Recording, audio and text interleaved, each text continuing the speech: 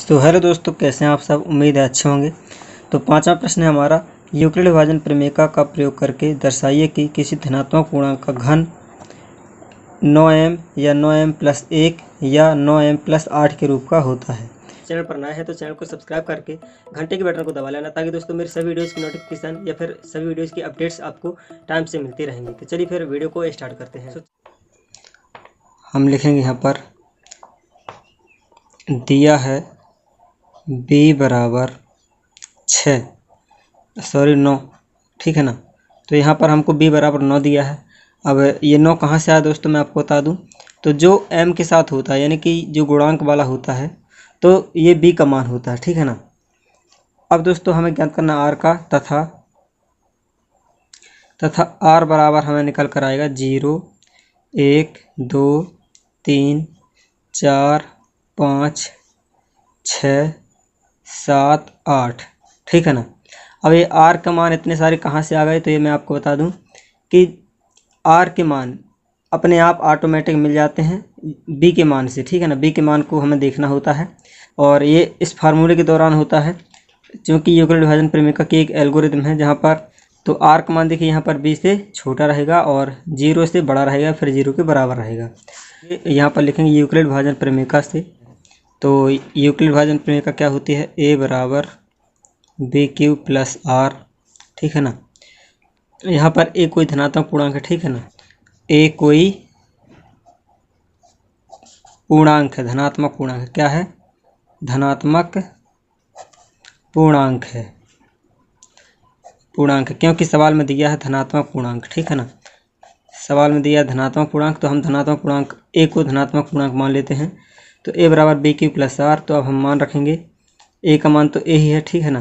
तो a बराबर b के बदले में हमको क्या लिखना है, 9,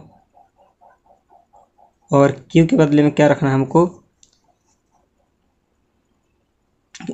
q के बदले में q ही रहेगा, क्योंकि q हमने कुछ नहीं माना है। प्लस r हमारा 0 है। क्या है? r हमारा 0 है। चूँकि हम लिख सकते हैं यहाँ पर r बराबर 0, किनारे लिख सकते हैं, या फिर आप ऊपर भी लिख सकते हैं जब r बराबर 0 हो, ठीक है ना। तो मैंने किनारे लिख दिया है। तो अब क्या करेंगे, जब r बराबर 0 होगा तो हमारा a निकल कर आता है 9q। अब सवाल कहता है कि घन करना, क्या करना है हमको, घन करना है। तो हम घन करते हैं। दोनों पक्षों का घन करने पर, दोनों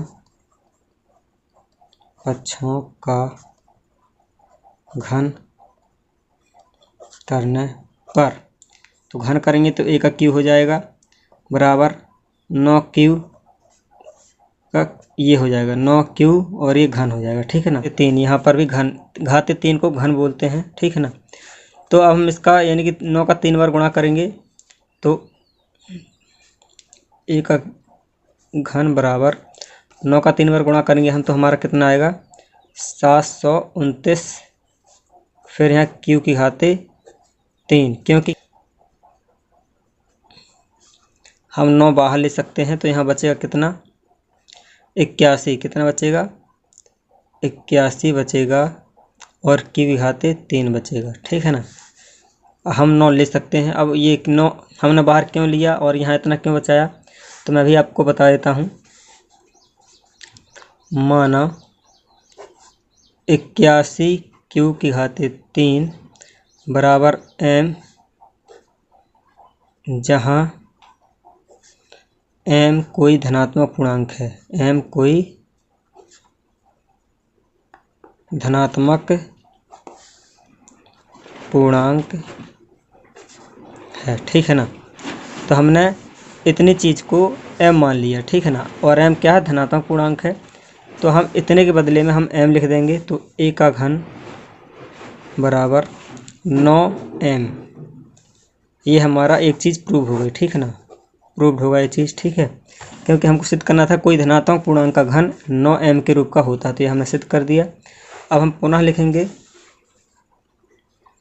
पुनः जब r बराबर कितना हो, 1 हो, क्या हो, 1 हो यहाँ, तब यूक्लिड विभाजन प्रमेय से हमको पुनः लिखना है, यूक्लिड विभाजन प्रमेय से। यूक्लिड विभाजन प्रमेय क्या है हमारी, a बराबर BQ प्लस R, और हम मान रख देंगे तो ए का मान ए ही है, क्योंकि हमने धनात्मक पूर्णांक ए ही माना है। फिर बी के बदले में हमारा 9 आ जाएगा और क्यू यहाँ पर इस बार आर आएगा। आर के बदले में क्या लिखना है हमको? 1 लिखना है। पहले हमने 0 रखा था, अब यहाँ पर ए रखेंगे। अब हम लिखेंगे दोनों पक्षों का वर्ग करने पर, तो हमारा आ जाएगा ए का घन बराबर 9Q + 1। ठीक है ना। अब हम इसे सर्वसम लगाएंगे। कौन सी सर्वसम लगाएंगे?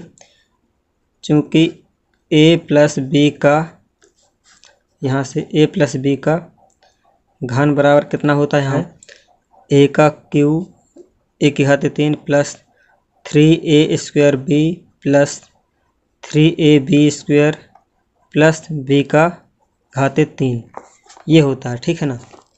तो अब हम इसी फार्मूले में से सेट करेंगे। a⁴ बराबर, हम यहाँ मान रखते थे जल्दी से, यहाँ पर 9Q⁴ प्लस यहाँ पर a⁴ हमने सेट कर दिया। अब इसे जल्दी से हल कर लेते हैं। तो यहाँ पर आएगा हमारा a⁴ बराबर 9 729Q⁴ प्लस 9 81 और 81 3 243 हो जाएगा, और Q⁴ प्लस 1। ठीक है। तो a⁴ बराबर 9 कॉमन कर लिया, तो यहाँ पर बचेगा कितना? ठीक है ना। और प्लस हमारा 1 अलग से रहेगा। ठीक है। तो अब हम लिखेंगे माना बराबर m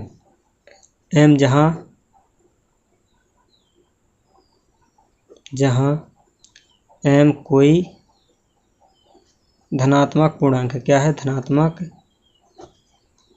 पूर्णांक है। ठीक है। तो हम इसको पूरे को हटा के इसके बदले में m लिख देंगे। तब